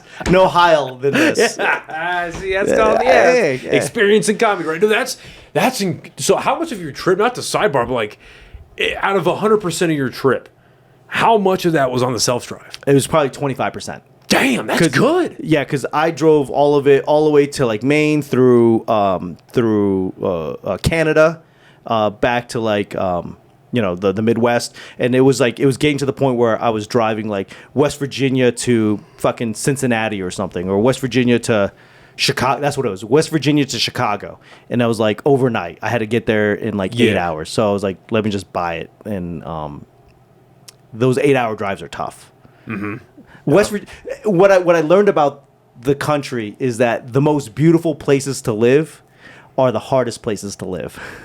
Like Albuquerque, it's fucking beautiful, but it's like 6 hours from anywhere. Yeah. I always find that, like, because I've been very, very blessed lately, the last few months this year, where I've been able to go on the road. Nice. And like I drove out to Plano to do a club out there. Went out to Hyenas? It used to be Hyenas. It's Mic Drop now.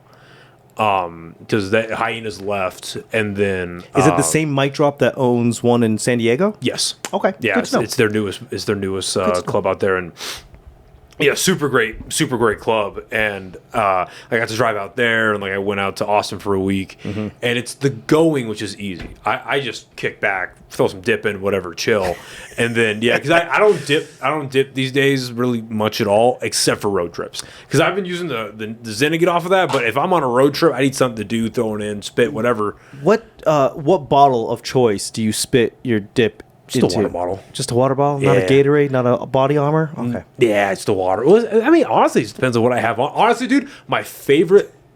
big mouth. My favorite thing to spit into... Gross. To be perfectly honest with you. Somebody's mouth. Is, yes, exactly. Yeah, Cletus. Cletus's mouth. That is who I spit into. No, you get just a standard Coke can, and you punch out the top.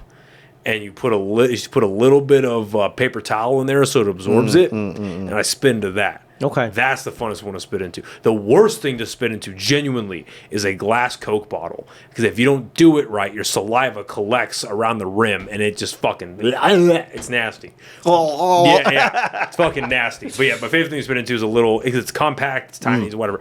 Anyway, Well, I guess gross. No, the easiest thing to spit into actually is, I guess, is a giant, like one of those big like styrofoam cups. Okay. Because then you just put a bunch of paper towel in there. You just got to aim the general direction, and you're gonna make it.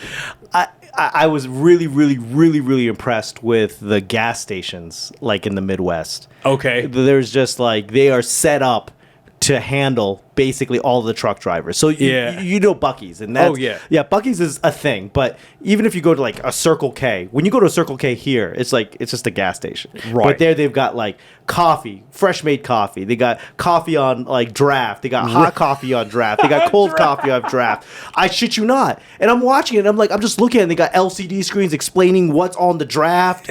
And I'm like, this is hot coffee on one side, cold coffee on the other. And then they've got all the flavors of all the Red Bulls that you never knew existed. Mm-hmm. And this wasn't even a Buc-ee's. This was just a Circle K. Right, yeah, you could tell what towns are built for truckers and which ones aren't. Yeah. But yeah, just getting able to get on the road and all that stuff. Like, it's going out there is fine. That's easy.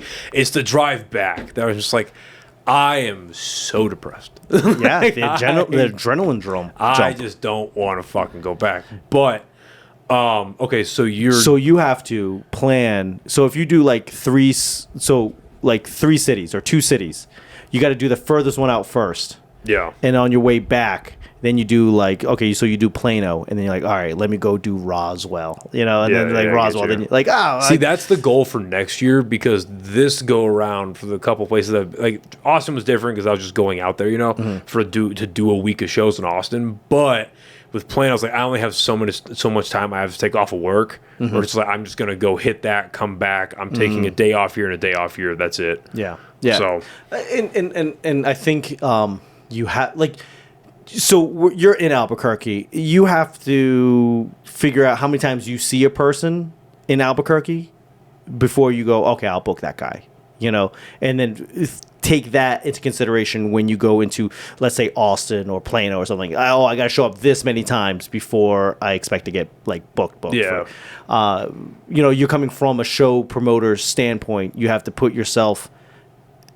You have to act accordingly as a comic. You're like, oh, okay, this guy's seen me once. Maybe he's got to see me 2 or 3 times before I can get booked to headliner or a feature or something. So you have a unique ability to understand how bookers work. Generally, you just have to weaponize that for your comedy. No, I agree. And being able to put as much of a pain in the ass as it can be sometimes to put on shows, I do enjoy the experience of doing it, because being able to see the behind the scenes of how to properly set up a comedy show, what works, what doesn't, how important, like what is the right way to set up a room for seating, for lighting, for audio, whatever. Like are you doing Rio Bravo? Is that coming Friday? Maybe. Well, anyway, that last place we were at, Rio Bravo, last month. Yeah. I need to go there at some place. I'm not going to be on the show on Friday, but I need to go set up my mic setup there, because that wireless mic was just shit. It was shit. Also, and I knew that it was shit. Also, you should be putting it on the other side. Like the door should be the back of the club, not the front of the club. Oh, I agree. Yeah, and that mic setup was horrible, and I knew it was horrible. We just couldn't figure it out in time how to set up my shit properly, and I think I know what we did wrong. So I need to message the owner of the place so I could get all that stuff set up. But what you should be doing, if you were in the market of getting advice, is throwing shows so you can get a bigger list. So wherever you throw shows, you're getting like people to come. Yeah.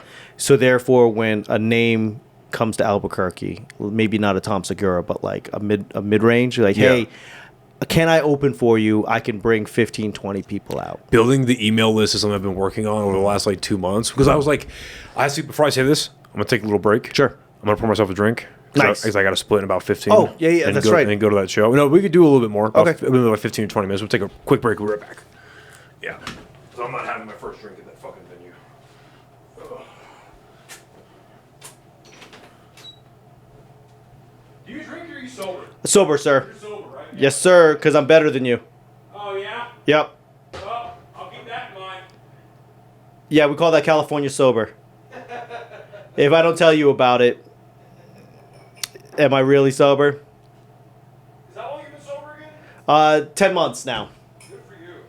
I just get old, and it just wasn't worth it. Like, the feeling of getting drunk and then dealing with the next morning was tough. Yeah, no, I cap myself. No matter what I'm doing, no matter like what the event is or whatever, I cap myself. If I am gonna drink, it's 3, and that's it. So if you think about this, right? 3, does that get you to where you need to be? Sometimes. Depends on what I'm drinking. I'm also one of those dudes, like, I genuinely, dude, I love the way Miller Lite tastes. I love, like, that's Woodford Reserve. Okay. I love Woodford Reserve.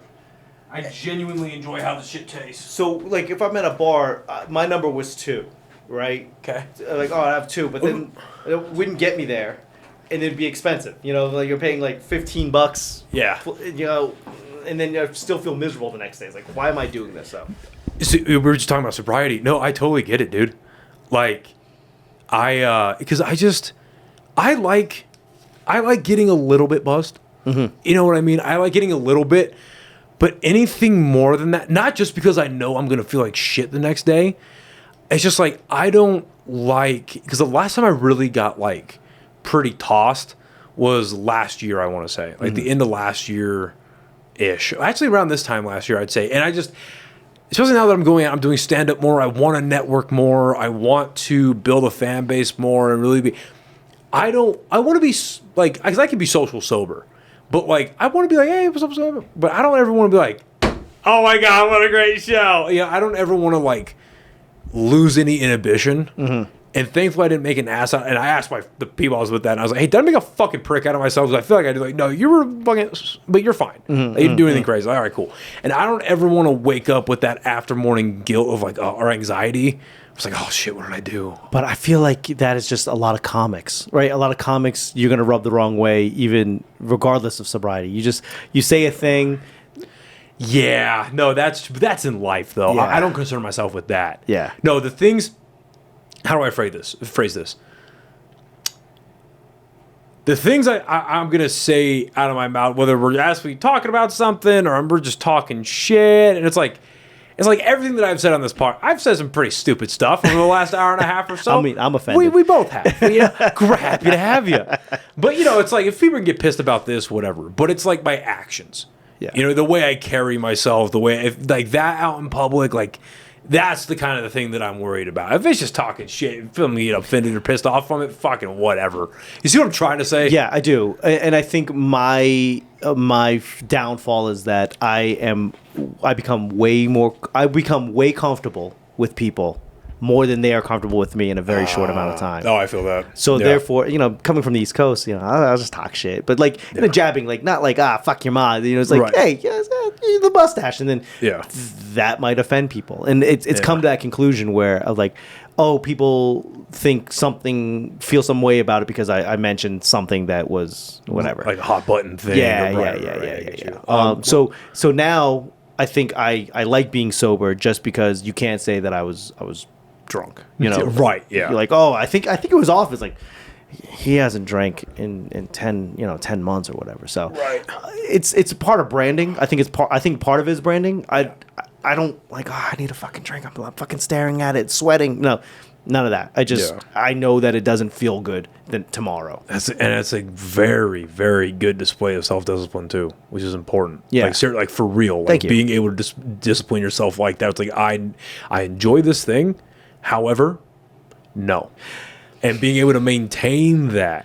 But also, especially with the culture that you're associating yourself with, that's not a small order, dude. because now I'm at that age where I shouldn't be drinking soda, generally, right? Right. So it's like when you go to a bar, what do they have? Beer, liquor, soda. Right. So it's like, oh, what is the fourth option? Soda water with a lime? Okay. I drink a lot of soda, and you know, I'll pay. Don't worry about it. It's like, here's $5. You know. Right. Yeah, I get you. Because at that point, where else is my money going? And I don't know. I think one of the OGs always told me was like, whenever you're at a show, make sure you tip your wait staff. Make sure you tip your wait staff more than you should, but in a way that they remember you. Because the manager at some point will ask, like, oh, what did you think of the comics? And then the wait staff was like, that guy fucking didn't tip me. Or, Right. the guy tipped me great. Okay, well, that puts a win in your column. So always tip the wait staff in a way, more than you should, in a way that they'll remember. Right. Yeah. It's not a bribery system. It's like a bartering system. Yeah. And it's like it's showing an extra appreciation. Like, you are a guest in their establishment. They did take care of you. But like, dude, like, fucking, and I specifically meant to send this in the email, because I sent a thank you email to Mike Drop after they booked me, and I was like, yeah, your wait staff was fucking phenomenal, especially these 3 people. Like, they did nothing but the best for the comics, for real. Ask them where they got their cocaine from, because that I've had it before. I just couldn't remember from where. What were we talking? Oh, email lists. Yes. Yeah, because I've known that that's a thing for a little bit now, and I was like, man, I don't know how to fucking build an email list. That's gonna be tough. Do I do this? I was like, oh, wait a minute, because I figured this out like literally 3 months ago, maybe 3 or 4 months ago. It's like, I've been doing a podcast for the last 4 years, and I've been booking half this shit via email. Welp, and I just dug through my old email, my old podcast email, and figured out a bunch of stuff. And I'll tell you, when we wrap, I've figured out kind of a less than ethical way to find emails. But I was like, all right, this might be the way to do it. At least these people know me. They've been on the podcast. 95% of these people are friends of mine. And the other 5% that aren't, because it was a strictly business thing, or me and these people just do not speak anymore for damn good reasons. That's an option? Amazing. Oh, yeah. There's good to know. There's a few people on the catalog Yeah. of this podcast where it's on site, for sure. But I think that it's as easy as putting down a piece of paper with a list. And just be like, hey, can I get your first name, last initial, email address? And then when you go to different places, you just make sure you remember that, or on the paper, like, oh, Plano, Texas. So you know that these people are in Plano. Right. But the reason that I say that is, if you are a headliner that is coming to Albuquerque and might not be able to sell tickets. You need to be an asset if you're asking for a guest spot. You need to, yeah. Also, let's say I can only sell out half as a headliner, and you go, hey, I can bring 15, 20 people. That 15, 20 people could be a difference of $2 to $5 grand in their pocket. Right. Because of ticket sales and then like kickers. So a lot of times, like, oh, if you sell no tickets, we'll split 50% up to, let's say, 100 tickets. Once you sell 101 tickets, then you get like 60, 70% of the tickets. So that could easily kick them into like, it could drastically change their bottom line. Right. And for you to say, hey, I can sell 20 tickets is better than the local guy that can't sell any tickets. Right. The time still has to be, I still got to book a 15-minute spot. I'd rather book the 15-minute spot for a guy that can sell 20 tickets. Right. So you should be using your local connections and your local shows to build a list to where you can get people out. I agree. No, I agree completely. And that's an asset that I've been doing my best to really like get in the habit of sending like a weekly email out to all the people I have. Because right now I'd say my email list is, I want to say it's like 65 people, 68 people, give or take. So I'm saying like a weekly email out about, like, reminds, I have this show coming up, or this new podcast episode just came out, or blah, blah, blah, blah, blah. So it was funny because we were doing a show at Unhinged a few months ago. I was there. I had like 2 or 3. I think it was one before that one. Okay. I think. Because I had like 2 people show up, 2 or 3 people show up from my email list. Awesome. And I was like, hey. Yep. It fucking worked. Yeah. It worked. Yeah, because if you think of it from the business of comedy, it's like we need to book a host and a feature and a headliner. So let's figure out who can sell some tickets, because regardless, we have to book that spot. So when people here in Albuquerque, we don't have bringer shows, which is beautiful. Are you familiar with bringer shows? Yeah. If anybody doesn't know, bringer show is basically like you can get on as long as you bring 5 people. You don't bring 5 people or more, you don't get on. And it creates this very bad show. It creates this very bad show. Yeah. But that's a hostage situation. Yeah, because now you got 19 comics that are all trash. And you brought your mom and your aunt because they need to fill the seats, and then now you get stuck in a 3-hour fucking marathon. And the people that brought the most people go on last, so that all those people still stay and they're pissed off. And Yep. So, but I think the mentality of selling tickets is a must. So if you are not doing well in comedy, figure out how to sell tickets. If you're new to comedy, like, sell tickets, because I would book anybody that says that can actually bring 5 people. You know, you go, hey, can I get a spot? I could. My mom's in town. My cousins are in town. Or yes, I'll book you. Absolutely. Yeah. And you'll be trash, and you'll have 5 minutes, and that's fine because somebody else will have to clean that shit up. But that's the business of it. Yeah. No, it's a weird. I've been thinking about this a lot, like with like the producing comedy and putting shows together. The actual like alchemy and like chemistry that has to come together to outside of are your 4 to 7 comedians, sometimes more. Are your comedians funny? Okay, let's just say out the gate, that's just a given. They are funny individuals. Okay, awesome. But everything else that surrounds that to make a good show happen, I really didn't appreciate it until I started producing. And now, like me and my chick, last week, we went to the movie theaters and we went and saw Weapons. Fucking phenomenal movie. Okay. Holy God. If you have time to go to the theaters, go watch Weapons. Got it. It's so good. But we were there. Nerd. And I'm not... What gave it away? Fucking nerd. But I remember we went to this theater and it had like very comfortable chairs that like reclined to an almost 180-degree plane. And I personally fucking hate that shit. I think it's not good for movie theaters. And I always give her shit because she loves that. And I'm like, you shouldn't be this comfortable in a movie theater. I'm sorry.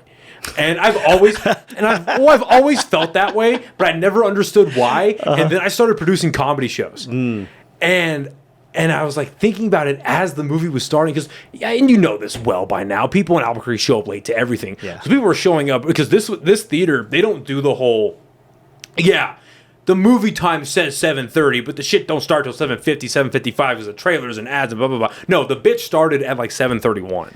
And so people were coming in late. Yeah, people were like coming in late. And then because of how relaxed you are, I could hear people talking. I could hear people, like they were being real liberal with how they open up their candy and how they open up the chips and the whatever. And I was like, that's how it is. That's why comedy shows aren't that comfortable. Yeah. That's why. Because the more comfortable you get, the more likely that people are going to have side conversations. They're going to be more relaxed. They're not going to be as courteous to others as they should be. You should be like, spread everybody out so they're no, tight. No, like I want pack that in, shoulder to shoulder. Yeah. Hot. No space to breathe. That's the way. But you want the room a little chilled. You don't want to be hot as fuck. You want the room. You want the energy to be hot, but you want it a little bit chilled, because if it's warm, people start to do this a little bit. They're like. Yeah, I think cold. It's got to be okay. If you were to say hot or cold, I would say I would veer on the warmer side. I'm thinking like 68 degrees. That's good. I'm 71. See, but we're still in the right ballpark. Right. You don't want to be 82, but you don't want to be 54 but I want or 45. I want it to feel like 80. Okay. Because that means everyone's having a good time. Yeah, that's fair. Everyone's moving. You build up to that. Yeah. You build up to that. Because cold just means empty. Oh, you don't want to be shivering. No. When you think cold, you think hollow, empty, lonely. But warm, you're like, okay, I see what you're saying. Friction, movement, energy. Motion creates emotion. God, that's so gay. Yeah, I know. So, I think. But yeah, just figuring out how to put a show together like that, and how to do the lighting properly and the seating and all that. I've gotten a real respect for like a genuine equation that comes together to be able to make a good comedy show happen. There's a reason why comedy clubs are set up the way comedy clubs are set up, because that's the way it's always been. But the reason why it's always been because it works that way. Right. You've been to Hyenas, this one out here. Yeah, I love the fact that they went wide. It's only like, what, 5, 6 rows deep? But the half circle that surrounds and it's wide. Yeah. I love being able to have conversations. Like, you go, hey, what's your name? You don't want to talk to me? Cool. Fine, fuck you. And then just... because even if you do the crowd work in the front of the room, everyone knows what's going on. Yeah. Whereas if the room is And I think it's important for the club to have the light spill on that first 2 or 3 rows, so that when you are doing crowd work, everyone can see. Yeah. But I like it wide because I can play games. I can pit this side against that side. Yeah. Like, yeah. Have you done hyenas out here? What's that? Have you done hyenas? I haven't. No, okay. But that's my favorite setup. So Okay. my favorite club to do is Ice House in Pasadena, the second room, the small room. It is only like 4 rows deep, but it's wide, and you just play around on both sides. Nice. Yeah. And going back to the funny of comics when you're producing a show, I think all of it comes down to, it's not about the laughs. I think it's really, from the business standpoint, is like, was it funny enough for people to come back? So it's about the laughs, but it's just that you need a certain degree. But it's got to be, will they come back? Like, Right. I think that's the pass or fail, because the city is too small for you to have one and dones, right? Yeah. Like, if you go, oh yeah, that was funny, but I'd rather have seen weapons. Right. You No, know, for real. You go, you need to put a show together in its entirety to where people go, I want to come back. And when they come back 2 or 3 times, like, we will go wherever you are. Yeah. Doesn't have to be unhinged. It could be anywhere. Wherever you say you're going to be, Yeah. I want to be there. Yeah. No, and that's certainly the goal. And that requires a lot of the performer. And it should, by the way. Like, you know what I mean? Like, it should, because yes, money is a tight commodity, but time is more valuable. I tell that to everybody. And getting people to spend their time with you, that is an incredible ask. It's a very Yes. deep ask, but being able to pull that off on a consistent basis is crazy. And that's where I give AJ a lot of credit, especially for the block, because there are regulars that go to the block damn near every Tuesday. And it's like, all right, well, there's nothing else to do in Rio Rancho. well, that On a Tuesday night after 7 p.m.? you can relax in the quiet of no homeless people. You Yeah. can do that. That's just open a window a little bit, like, that's what a city sounds like. Peace and quiet. So I used to tell people, like, okay, are you $25 funny? Right? Will somebody Yeah. pay $25 to come see you? But my thing has evolved, and you go, because now that I'm married, it's like, it's not $25, it's $50, and it's not $50, it's $50 plus a babysitter, plus parking, plus drinks. The 2-drink minimum is no longer 2-drink minimum; it's 4-drink minimum. And then maybe dinner before or after, maybe drinks after. So now, are you $400 funny? And then now it's evolved to, hey, the people that I perform for, they work 50 hours a week. Yeah.